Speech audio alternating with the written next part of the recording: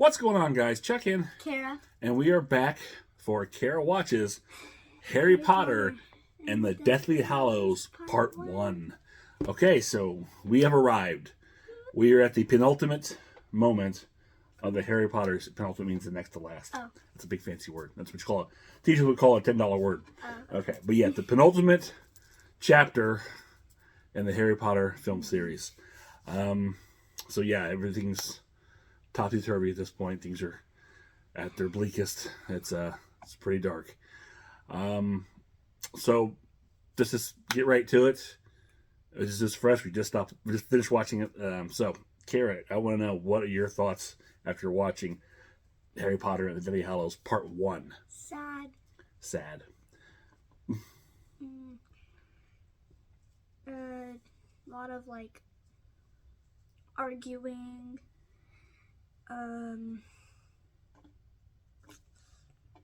A lot of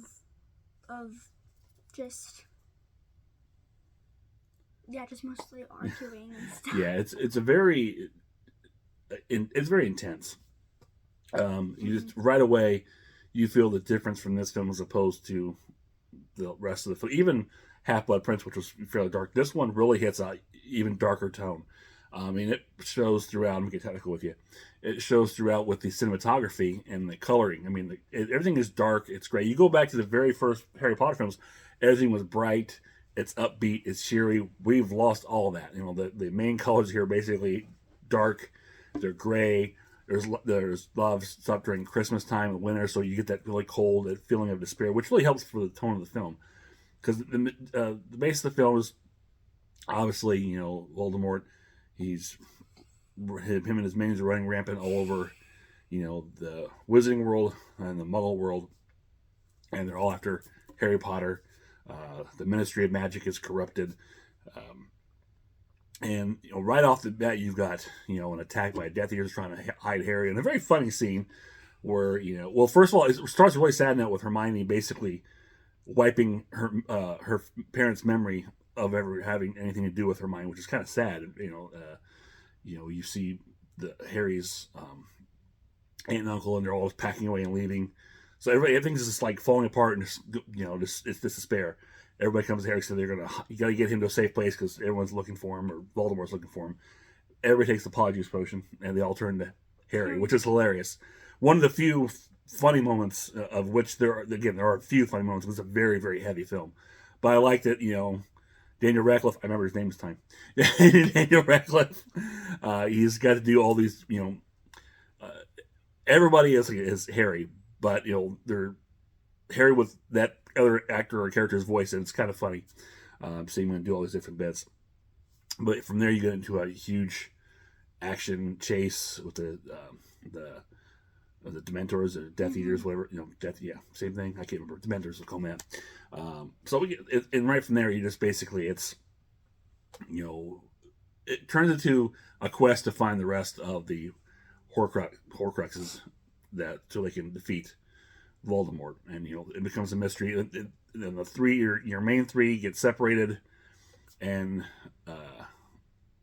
they're really dealing with a lot of issues, and there's a lot of infighting, and it's like I said, it's just really, really dark and very, very sad, and depressing, but good, very intense. I like it. It's more of a slow build, I think, because you're trying to unravel pieces of a mystery. And again, there's a whole lot you're stretching because you're talking. This is the first half of a really long movie, essentially a 4-hour movie. So you're building up these pieces, but you're trying to separate your main group, and you want to bring them together. But it's a lot going on here. And your thoughts? I don't want to talk forever. Okay.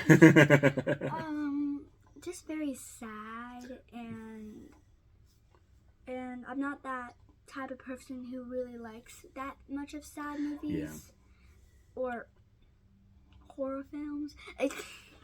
But she tries. Yeah, this is definitely a lot more. There's a lot more horror elements in here. You got the you know, the attack with the snake. I don't know, that's what do they call, what is I can't remember what you call it. McGeely or something like that. It's Yeah, something. yeah, Begili. I'm probably pronouncing it wrong. It's something like that. It's Voldemort's big giant snake. You get that attack, but there's a lot of things that just like I said, there's a lot of chase. You're hiding from people. There's a lot. It's a lot more horror elements to it. And again, a lot of unraveling mysteries. There's some sadness. There's fear of people, dying, getting hurt. Obviously, you've got one of the Weasley brothers got hurt, like pretty serious. Like in the ear. I Yeah. have no idea what was in his ear. Yeah, when he's bandaged up, he had like a big, really funny, giant Q-tip sticking out his ear while he's, So he can healing. clean it? Well, it was like it's sticking in. I think it's supposed to be more funny than anything, but yeah, half his ear like it was ripped or torn apart. Stop!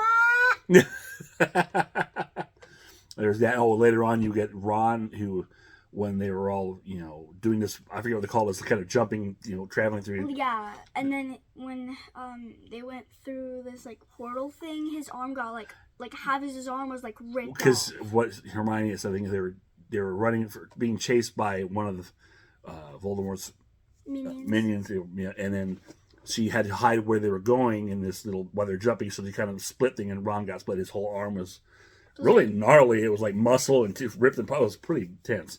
Yeah, which leads to him. Actually about to throw up. What was that? I said I was about to throw up. It was pretty gnarly. It was pretty gross, But again, you're putting your main characters in some serious danger, which is really rough to see. And of course, because of that, they're also carrying on the Horcrux, which again, I had to bring back comparisons to Lord of the Rings, because they have the Horcrux they can't destroy. They got to figure out how to destroy this thing. It's on it's a pendant, so they're wearing it as a necklace or taking turns wearing it. It reminds me a lot of Frodo and Samwise carrying the ring, the one ring on the neck. And of course, it's a heavy burden. It makes Frodo kind of it's aware Frodo kind of, so, and that's kind of what's happening with Harry or whoever's wearing it. It's kind of really bringing him down, bringing a lot of hate. It's full of evil. Again, there's so many comparisons to Lord of the Rings, and it really messes with Ron, and it's kind of the cause of kind of split them, which also it's nice because you start seeing more of the Hermione Ron relationship. And it's very early budding stage, which still not quite there, but you can tell, but it's sweet and sad because you want your three to come together. It's very hard that they're breaking up, or being torn apart, and with all their problems and just and the frustration of trying to. How do you find what you're looking for to defeat this thing? It's a lot. What do you think of the Hermione and Ron? Yeah. Oh, I thought it was wonderful. And you also get a little hint of Ginny and Harry, their little kiss at the beginning. And then, was it George or Fred? I forget. I think it was George is the one that was hurt, because he's the one who had the cotton. He's like tiptoeing while they're kissing in the kitchen. And then he's like, "Good morning." what's going on here? Yeah, I think the little kissing kind of threw her off. She's like, I don't want to watch this. Dobby makes an appearance. He's back. Who? Oh, yeah. Dobby, I've come to save Harry Potter. And I will say, I don't have the Dobby hate that I did for Chamber of Secrets.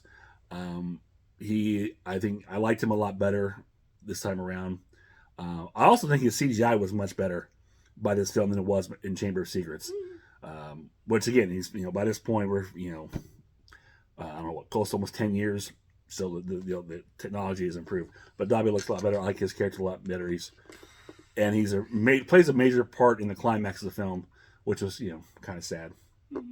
Spoiler alert. Yeah, saddest part just in the movie is when Dobby dies. Yeah, spoiler alert. But again, this movie is like over 20-some years old, so yeah, we're just gonna spoil. The explanation on spoiled is over. Plus, the books are out there. But yeah, it is pretty sad for a character that I just was totally annoyed with in Chamber of Secrets. It just really irked me, and to actually being sad, when he sacrifices himself basically. To help Harry and everybody else, save them from the knife that Bella took the Strange through. Yeah. Into the portal. It's funny every time I hear Bella took the Strange. Bellatrix. Yeah. Bellatrix. But when I hear the name, I think of Heart, the group, because they have a song called "Be Lestrange," and that's what makes me think of that all the time. But Helen Bonham Carter is great. I love Helen Bonham Carter. I can watch her in anything. She's wonderful, and she's just. This is like. You think that her, or I don't think she's still married to Tim Burton, not, but I don't think she is. But you think that he was directing her because this is like a kind of role she would play in one of Tim Burton's movies. She's just so good at that. But I really love her a lot. So yeah, I mean, not a whole lot of really new characters. Basically, you're just kind of. Well, the only new character we had was Luna's father. Yes, Luna's father. He plays a kind of. He's a Captain Exposition, what I'm going to call him, because he explains a lot of the plot of what the Deathly Hallows actually is. But that's really all he's there for, more or less. You also have Mad Eye Mooney. Comes in early and he's taken out off screen, which is kind of, sad.